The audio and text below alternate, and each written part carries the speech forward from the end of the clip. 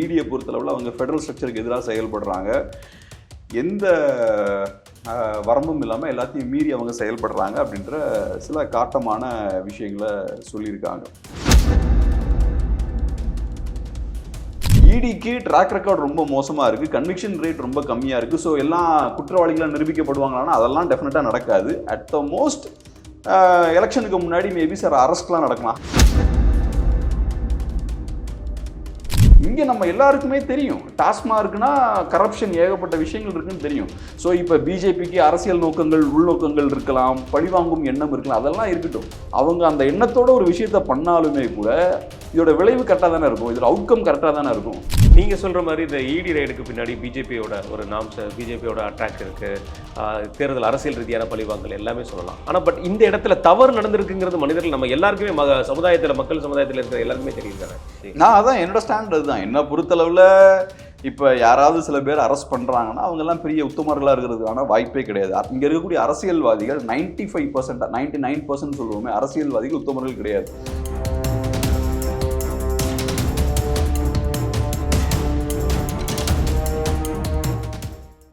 வணக்கம்.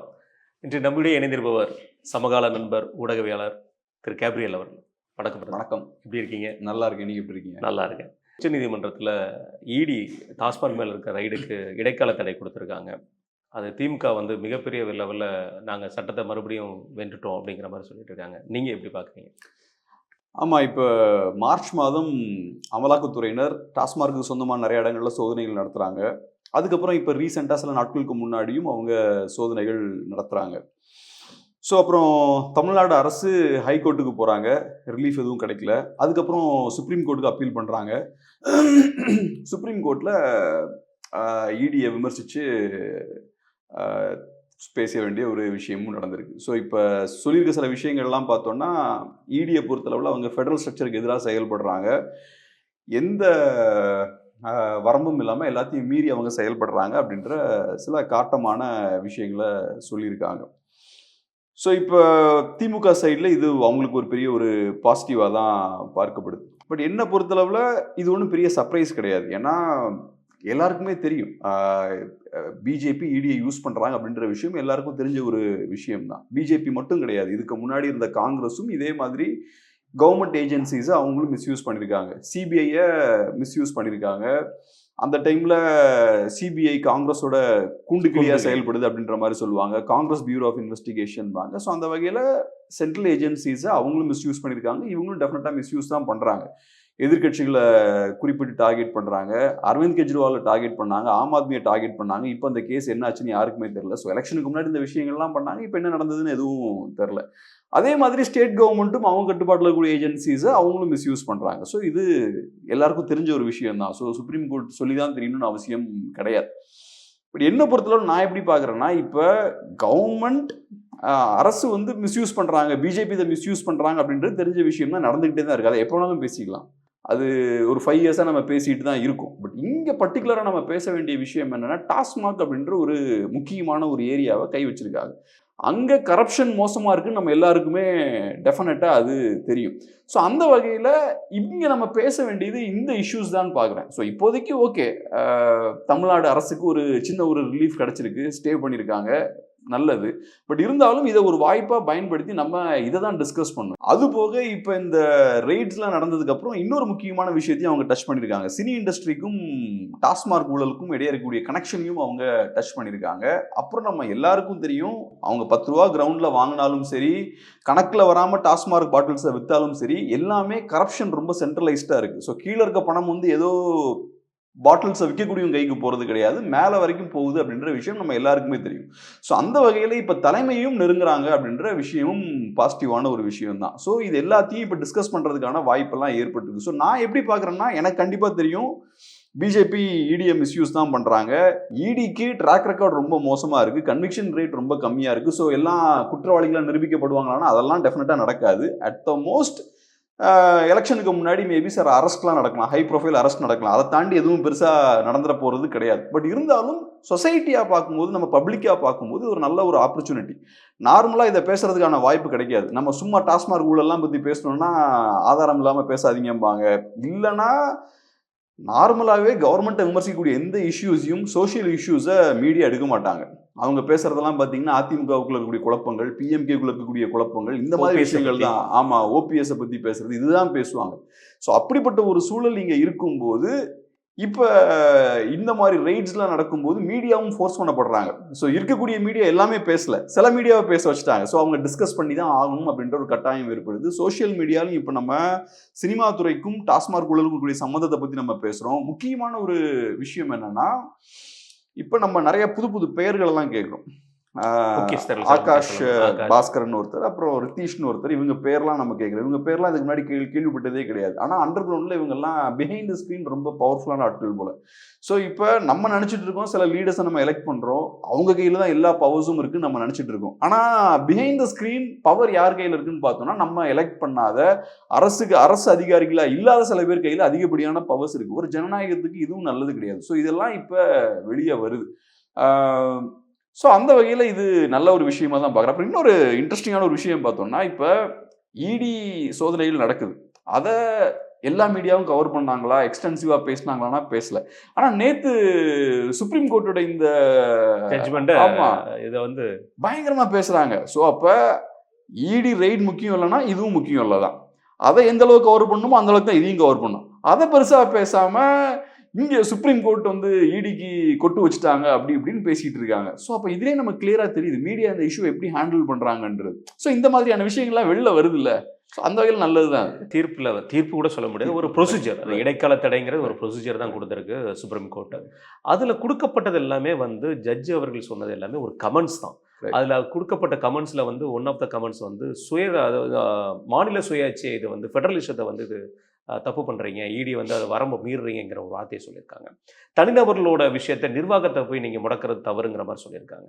இங்கே தனிநபர்கள் பண்ணுற தவறுங்கிறது டாஸ்மார்க்குங்கிற ஒரு இடத்துல இருந்து தான் பண்ணுறாங்க. அவங்க அதுவுமே அந்த 10 ரூபா வாங்குறதுங்கிறது அவங்களுக்கு போய் சேர்றது கிடையாது. இப்போ ஸ்கேன் பண்ணுறாங்க, அப்படி இருந்தும் பாட்டிலுக்கு எக்ஸ்ட்ரா பணம் வாங்குறது நமக்கு தெரியும். இது எல்லாமே அந்த ஊழியர்கள் எடுத்துகிட்டு போகிறாங்க அப்படின்னா ஒரு இடத்துல எடுத்துகிட்டு போனாங்க சரிலாம், தமிழகம் முழுவதுமா எடுத்துகிட்டு போக வாய்ப்பு இருக்கும். அப்போ அது நிர்வாகத்தை தானே போய் சேர்றதுக்கு வாய்ப்பு இருக்குது. அதான் இது கிளியர் கட்டாக இன்ஸ்டிடியூஷனலைஸ் ஆயிடுச்சு. டாஸ்மார்க்கில் இருக்க ஊழல்ன்றது தனிநபர்கள் சார்ந்த ஒரு விஷயம் கிடையாது. நான் ஒரு நண்பர்கிட்ட பேசினேன், கொஞ்சம் பொலிட்டிக்கல் கனெக்ஷன் இருக்கக்கூடிய ஒரு நண்பர். அவர்கிட்ட நான் தான் சொன்னேன், இப்போ டாஸ்மார்க் சோதனைகள் நடந்துட்டு இருக்கு, குறைந்தபட்சம் இப்போயாவது அமைதியாக இருக்கலாம்ல, ஏன் இப்பயும் 10 ரூபா வாங்கிட்டு இருக்காங்க, இந்த சோதனை நடக்கும் போதாவது கொஞ்சம் குவைட்டாக இருக்கலாம்ல அப்படின்ற ஒரு விஷயத்தை அவர்கிட்ட கேட்டேன். அதுக்கு அவர் என்ன சொல்கிறாருன்னா, இது ஒரு சிஸ்டமாக மாறிடுச்சு தம்பி. இப்போ மேலே இருக்கவங்க கலெக்ட் பண்ண வேண்டாம்னு சொன்னாலுமே கீழே இருக்கவங்க கலெக்ட் பண்ணுவான். ஏன்னா மக்கள் எப்படியும் கொடுக்கறதுக்கு தயாராக இருக்காங்க. கீழே இருக்கவங்க கலெக்ட் பண்ணி அவன் பேக்கெட்டில் போட்டுருவான் அதை. ஸோ இதை ஸ்டாப் பண்ண முடியாது. இப்போ அது சிஸ்டமாக மாறிடுச்சு. எப்படி ஒரு இன்ஜின் ஃபங்க்ஷன் ஆகுமோ அதே மாதிரி மக்களும் ரெடியாக போய் கொடுத்துட்றாங்க எக்ஸ்ட்ரா 10 ரூபாவை. யாரும் சண்டை போடுறது கிடையாது. கீழே இருக்கவனும் ஈஸியாக வாங்கிடுறான், வாங்கிட்டு அதை மேலே அந்த பணத்தை அனுப்பிடுறது. ஸோ அந்த சிஸ்டமே இப்போ கரப்டாக இருக்குது. நீங்கள் சொன்னது போல் சுப்ரீம் கோர்ட்டோட பார்வை என்னவா இருக்குன்னா, தனிப்பட்ட அதிகாரிகளை நீங்கள் ட்ரில் பண்ணுங்க, தப்பானவங்க அப்படின்னு உங்களுக்கு தெரிஞ்சதுன்னா நீங்கள் அவங்கள ட்ரில் பண்ணுங்கன்னு சொல்கிறாங்க.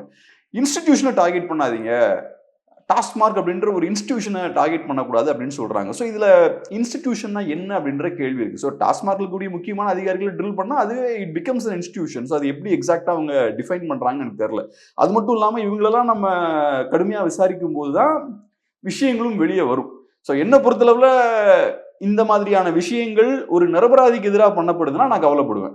இங்கே நம்ம எல்லாருக்குமே தெரியும், டாஸ்மார்க்னா கரப்ஷன் ஏகப்பட்ட விஷயங்கள் இருக்குன்னு தெரியும். ஸோ இப்போ பிஜேபிக்கு அரசியல் நோக்கங்கள், உள்நோக்கங்கள் இருக்கலாம், பழிவாங்கும் எண்ணம் இருக்கலாம், அதெல்லாம் இருக்கட்டும். அவங்க அந்த எண்ணத்தோட ஒரு விஷயத்த பண்ணாலுமே கூட இதோட விளைவு கரெக்டாக தானே இருக்கும், இதோட அவுட்கம் கரெக்டாக தானே இருக்கும். ஸோ இங்கே ஒரு ஹைலி கரப்டான ஒரு இன்ஸ்டியூஷனை கையில் வைக்கிறாங்க, உள்ளே வச்சு இன்னும் டீப்பாக போகும்போது வேறு நிறைய விஷயங்கள் வரலாம். நான் இப்போ ஏற்கனவே சொன்ன மாதிரி சினிமாவுக்கும் அரசியலுக்கும் இருக்கக்கூடிய கனெக்ஷன், ஊழல் பணத்துக்கும் இருக்கக்கூடிய கனெக்ஷனை கொண்டு வராங்க. ஸோ இதெல்லாம் பாசிட்டிவான விஷயம் தான். ஸோ அதனால் நான் பெருசாக கவலைப்பட மாட்டேன். இங்கே ஃபெடரலிசம் பாதிக்கப்படுது, ஸ்டேட் ரைட்ஸ் பாதிக்கப்படுது அப்படின்லாம் சொல்லும்போது நான் எப்படி சொல்லுவேன்னா, அதை நான் இங்கே ஃபோக்கஸ் பண்ண மாட்டேன். இப்போ நீட் இஷ்யூ எடுத்துக்கோங்க, அங்கே இதெல்லாம் நம்ம பேசுவோம். இப்போ நீட்டுக்கு பெருசாக நீங்கள் கோவப்படலை, நம்மளோட மாநில சுயாட்சியெல்லாம் பாதிக்கப்படுதுன்ற விஷயத்த நீங்கள் நீட்டுக்கு கோவப்பட மாட்டீங்க. என்ன சொன்னீங்க, வந்த உடனே நாங்கள் ஃபஸ்ட்டு கையெழுத்து போடுவோம் சொன்னீங்க.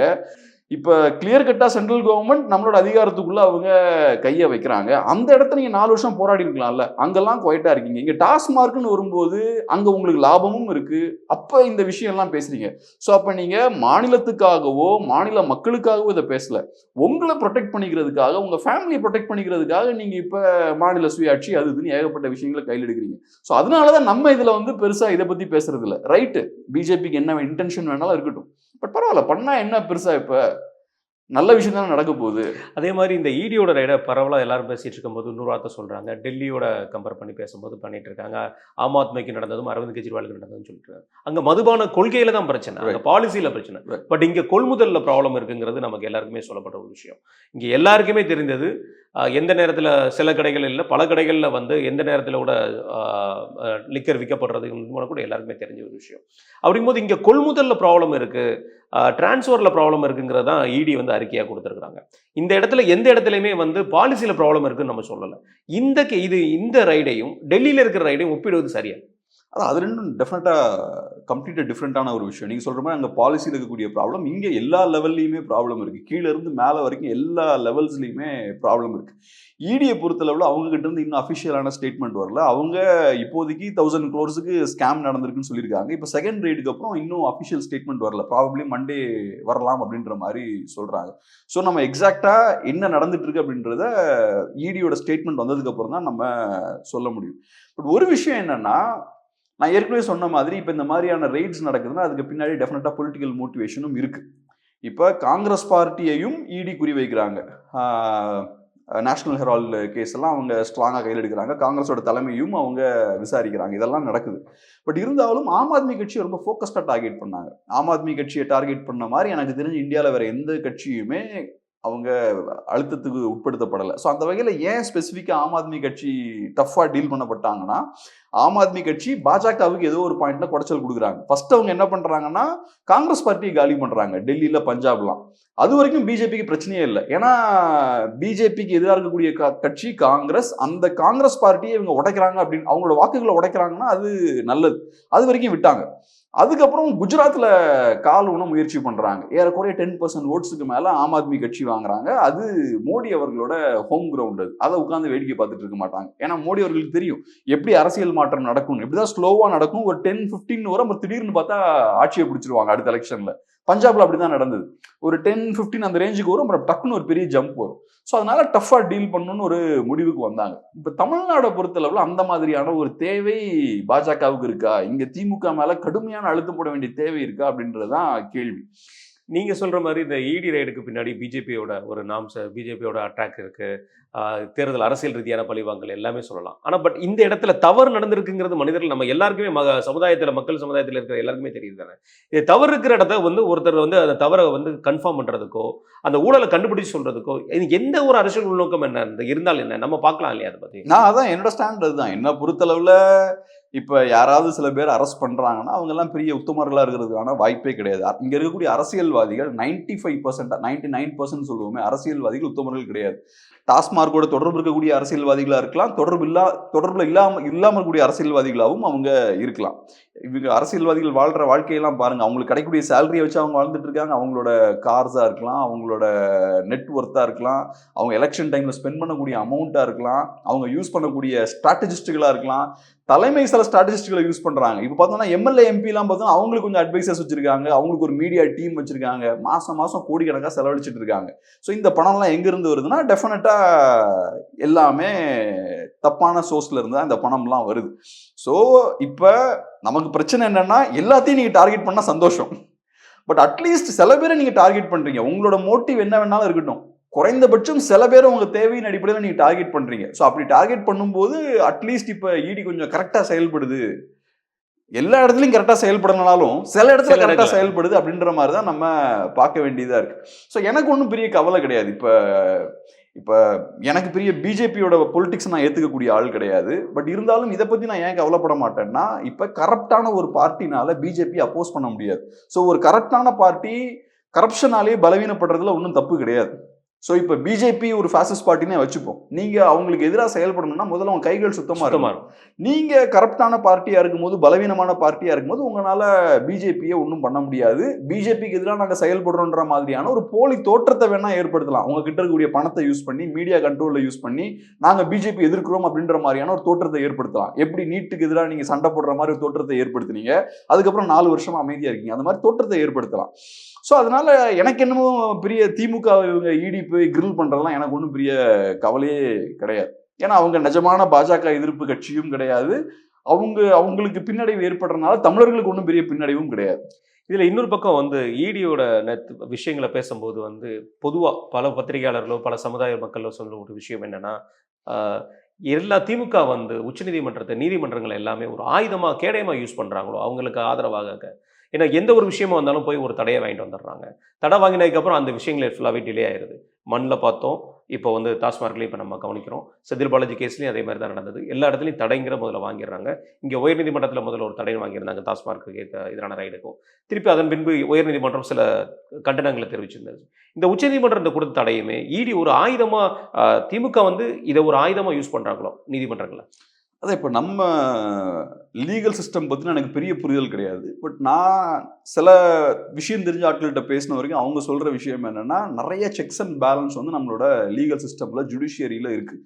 அதுக்கான காரணம் என்னென்னா, கரப்டான பீப்புளை நம்ம அக்ரெசிவாக பிடிக்கிறோமோ இல்லையோ, நிரபராதிகள் பாதிக்கப்படக்கூடாது அப்படின்றதுக்காக நிறைய செக்ஸ் அண்ட் பேலன்ஸ் இருக்குது. ஸோ நம்ம பிடிச்ச மாதிரி அக்ரெசிவாக குயிக்காக விஷயங்களை நடத்திட முடியாது. ஆனால் லீகலாக நம்ம போனோம்னா ஸ்லோவாக ஸ்டெடியாக கரெக்டாக செய்ய வேண்டிய விஷயங்களை செஞ்சுக்கிட்டே இருந்தோம்னா ஏதோ ஒரு பாயிண்டில் கரெக்டான ஒரு ரிசல்ட்டை வந்து ப்ரொடியூஸ் பண்ணிடலாம். கரப்டான ஆட்களை வந்து தண்டனை அவங்களுக்கு வாங்கி கொடுத்துடலாம். அது குயிக்காக நடக்காது. மேபி சில நாடுகளில் பார்த்தோம்னா ரொம்ப ஃபாஸ்ட்டாக சிஸ்டம் ஃபங்க்ஷன் ஆகும், அதெல்லாம் இருக்காது. பட் இந்தியன் லீகல் சிஸ்டமை பொறுத்தளவில் ஸ்லோவாக ஸ்டெடியாக கரெக்டாக செய்ய வேண்டிய விஷயங்கள் பண்ணி கேஸை கரெக்டாக ப்ராப்பராக பில் பண்ணாங்கன்னா ப்ராப்பரான ஒரு ரிசல்ட்டை வந்து ப்ரொடியூஸ் பண்ணிடலாம். எக்ஸாம்பிள் இப்போ பொள்ளாச்சி கேஸாக இருக்கலாம். ஸோ சிபிஐ பார்த்தீங்கன்னா எஃபெக்டிவாக அவங்க 6 வருஷம் ஆச்சு, டைம் வந்து ரொம்ப அதிகமாச்சு, ஆனால் எஃபெக்டிவாக கரெக்டாக பில் பண்ணாங்க. ஸோ அது வந்து பொலிட்டிஷியன்ஸுக்கும் அப்ளை ஆகும். ஒரு டைம் வரைக்கும் நீங்கள் தப்பிச்சுக்கிட்டே இருக்கலாம். பட் என்ன ஆகுதுன்னா உங்களோட ஊழல் போக போக பெருசாகிக்கிட்டே இருக்குது. நீங்கள் போக போக நிறையா தவறுகள் பண்ணிக்கிட்டே இருக்கீங்க. ஏதோ ஒரு இடத்துல நீங்கள் தப்பு பண்ணுவீங்க. செந்தில் பாலாஜி எடுத்துக்கோங்க, ரொம்ப எஃபிஷியன்ட்டான ஒரு மனிதர், ரொம்ப டேலண்டான ஆள் தான். ஆனால் தப்பான ஒரு இடத்துல அவர் காலை வச்சு மாட்டிக்கிட்டார். அது வந்து ரொம்ப சின்ன ஒரு ஏரியா தான். அது டிரான்ஸ்போர்ட்டேஷன் டிபார்ட்மெண்ட் நடந்தது சாதாரண ஒரு சின்ன விஷயம் தான். பட் அங்கே தப்பாக அவர் காலை வச்சுட்டார். ஸோ நீங்கள் பெரிய அளவில் ஊழல் பண்ணும்போது எல்லா இடத்துலையும் உங்கள் கைகளை நீங்கள் ஸ்ப்ரெட் பண்ணும்போது எங்கேயாவது நீங்கள் தப்பு பண்ணுவீங்க, கரெக்டாக எங்கேயாவது சில இடங்களில் மாட்டுவீங்க. அது குயிக்காக நடக்காது. பட் லாங் ரன்னில் பார்த்தோம்னா அது சிக்கலில் முடியும். ஒரு 5 இயர்ஸ்க்கு முன்னாடி செந்தில் பாலாஜி அவர்கள் இவ்வளோ பெரிய சிக்கலில் மாட்டுவார்னு சொல்ல முடியாது, சொல்லியிருக்க மாட்டோம் நம்ம. ஸோ நேற்றை விட இன்னைக்கு பெரிய சிக்கல்ல இருக்காரு. இன்னைக்கு விட நாளைக்கு மேபி இன்னும் கொஞ்சம் பெரிய சிக்கல் கூட வரலாம். ஸோ பொலிட்டிஷியன்ஸுக்கு அதுதான் பார்க்கும்போது எல்லாம் ஈஸியாக இருக்கும். அம்மையார் ஜெயலலிதாவே எடுத்துக்கோங்க, எவ்வளோ பெரிய ஸ்டால்வாட் அவங்க, எவ்வளோ பெரிய லீடர், அவங்களுக்கு அது நடந்தது. ஸோ ஸ்டார்ட் பண்ணும்போது அது சின்ன ஒரு ப்ராசஸ் மாதிரி இருக்கும். என்னை பொறுத்தளவில் இடி இன்னைக்கு டிஎம்கேவோட டாப் லெவல் லீடர்ஷிப் அவங்க நெருங்குறாங்கன்னா அது இன்னைக்கு மேபி தூரமாக இருக்கிற மாதிரி இருக்கும். ஆனால் போக போக ஸ்லோவாக அவங்க கிட்ட நெருங்கிக்கிட்டே இருப்பாங்க. ஏதோ ஒரு பாயிண்ட்ல பெரிய சிக்கலாக கூட முடியும். இந்த கேஸ் அடுத்தது ஜூலை மாதத்திற்கு மாற்றப்பட்டுள்ளது. எனவே லீவு, உச்சநீதிமன்ற லீவுனால. இப்போ ஜூலை மாதத்தில் இந்த ட்ரையல் தொடங்க ஆரம்பிச்சதுக்கப்புறம் இடி டிபார்ட்மெண்ட்லேருந்து பதில் கொடுக்கும்போதோ அந்த ட்ரையல் நடந்துட்டு இருக்கிறதுக்கு ஒரு 1 or 2 months ஆகலாம். ஆகஸ்ட் ஆர் செப்டம்பரில் இதற்குண்டான ஒரு ஜட்ஜ்மெண்ட்டோ ஒரு விஷயங்கள் கிடைக்கும்போது இங்கே தேர்தலுக்கு மிக நெருங்காமல் ரொம்ப அருகாமையில் நம்ம வந்துடுவோம். அப்படி இருக்கும்போது இது தேர்தல் பழிவாங்கும் நடவடிக்கைங்கிற ஒரு அனுதாபத்தை தேடுறதுக்கு வாய்ப்புகள் இருக்குமா? 100% இருக்காது. டிஎம்கேவை பொறுத்தளவில் அவங்களுக்கு இந்த அனுதாபம், இந்த விஷயங்கள் வந்து அவங்க ஃபேவராக எனக்கு தெரிஞ்சு என்றைக்குமே வந்தது கிடையாது. ஏடிஎம்கேவுக்கு அது ஒர்க் ஆகிருக்கு. ஈவன் அம்மையார் ஜெயலலிதா அவர்களுக்கு ஒர்க் ஆகிருக்கு. ஸோ இப்போ அவங்கள அரெஸ்ட் பண்ணும்போது அவங்க ஒரு பெண் அப்படின்னு பார்க்கப்படுறாங்க. ரெண்டாவது நம்ம ஏற்கனவே பேசினது போல் மீடியா எல்லாரும் சேர்ந்து அவங்கள ப்ரெஷர் பண்ணும்போது ஓகே, எல்லாரும் அப்போஸ் பண்ணும்போது ஏதோ ஒரு வகையில் ஒரு சென்டிமெண்ட் வந்து மக்களுக்கு வரும். திமுகவை பொறுத்தளவில் அவங்க எப்போவுமே பார்த்தோம்னா நாங்கள் ஸ்ட்ராங்காக இருக்கோம் அப்படின்ற அந்த இமேஜை ப்ரொஜெக்ட் பண்ணுவாங்க. நாங்கள் ரொம்ப டாமினண்ட்டாக இருக்கும் அப்படின்ற இமேஜை ப்ரொஜெக்ட் பண்ணுவாங்க. ஸோ அதுலேருந்து தான் பார்த்தோம்னா நிறைய மினிஸ்டர்ஸ்லாம் பேசுறதெல்லாம் பார்க்கும்போது ரொம்ப அரகண்டாக பேசுகிறதுலாம் அதுலேருந்து தான் நடக்கிறது. ஸோ அதனால் அப்படிப்பட்ட ஒரு இமேஜை நீங்கள் மெயின்டைன் பண்ணும்போது உங்கள் மேலே இறக்கமோ அனுதாபமோ யூஸ்வலாக வராது. ஸோ அதனால் என்னை பொறுத்தளவில் டிஎம்கேவுக்கு இந்த அனுதாபம் ஃபேக்டர் டெஃபினட்டாக வராது. எலெக்ஷன் நெருங்கும் போது சில ஹை ப்ரொஃபைல் அரெஸ்ட்டோ வேற சில டெவலப்மெண்ட்ஸோ ஏற்பட்டா அவங்களுக்கு பெரிய பின்னடைவு ஏற்படும். எப்படி காங்கிரஸ் பார்ட்டிக்கு UPA 2க்கு இந்த மாதிரி தான் பிரச்சனையாச்சு. வரிசையா நிறைய ஸ்கேம்ஸ் எல்லாம் வெளில வந்துகிட்டே இருந்தது. ஸோ ஓவராலா கவர்மெண்ட்டே கரப்ட் அப்படின்ற மாதிரியான ஒரு இமேஜ் ஏற்பட்டுச்சு. ஸோ அதே தான் எக்ஸாக்டா இங்கேயும் நடக்கும். அது போக 4 years ஆன்டி இன்கம்பன்சியும் இருக்கு. திமுகவுக்கு ஹெவி ஆன்டி இன்கம்பன்சி டெஃபினட்டா இருக்கு. மீடியா அதை பேசல. மீடியா பேசலாம்னா கிரவுண்ட்ல ஆன்டி இன்கம்பன்சி இல்லைன்னு கிடையாது. இது நம்ம 2011லேயே பார்த்தோம். 2011லேயே அதே மாதிரி தான் மீடியா எதுவுமே பேசல. ஆனால் கிரவுண்ட்ல ஆன்டி இன்கம்பன்சி இருந்தது, எலெக்ஷன்ல ரிஃப்ளெக்ட் ஆச்சு. ஸோ அதனால இந்த விஷயங்கள்லாம் கிரவுண்ட்ல இருக்கு.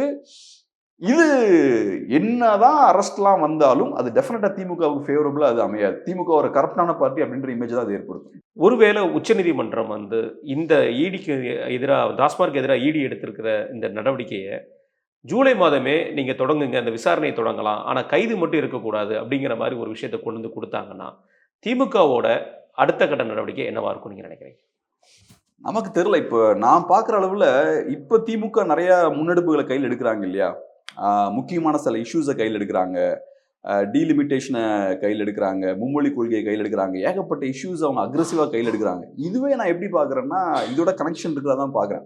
திமுக ஏதோ ஒரு பாயிண்ட்ல அவங்க சென்ஸ் பண்ணிட்டாங்க, இந்த மாதிரி நம்மளை நெருங்க போகிறாங்க, இவங்க நமக்கு எதிராக ஏதோ பண்ண போகிறாங்க, ஸோ நம்ம இந்த மாதிரியான இஷ்யூஸ் எடுப்போம். ஸோ அவங்களுக்கு ஒரு லெவரேஜ் வேணும்ல, நீ என்ன நெருங்கினா நான் நேஷனல் லெவலில் உன்னை கவுண்டர் பண்ணுவேன், எல்லா சிஎம்சியும் நான் ஏன் இன்ஃப்ளூயன்ஸ் கீழே கொண்டு வருவேன், உனக்கு எதிராக நான் ஒரு ஃப்ரண்ட்டை பில்ட் பண்ணுவேன்ற ஒரு இதை பண்றாங்க. இதை காங்கிரஸ் கூட பண்ணல. திமுகவுக்கு இதை பண்ண வேண்டிய தேவை ஏன் வந்தது?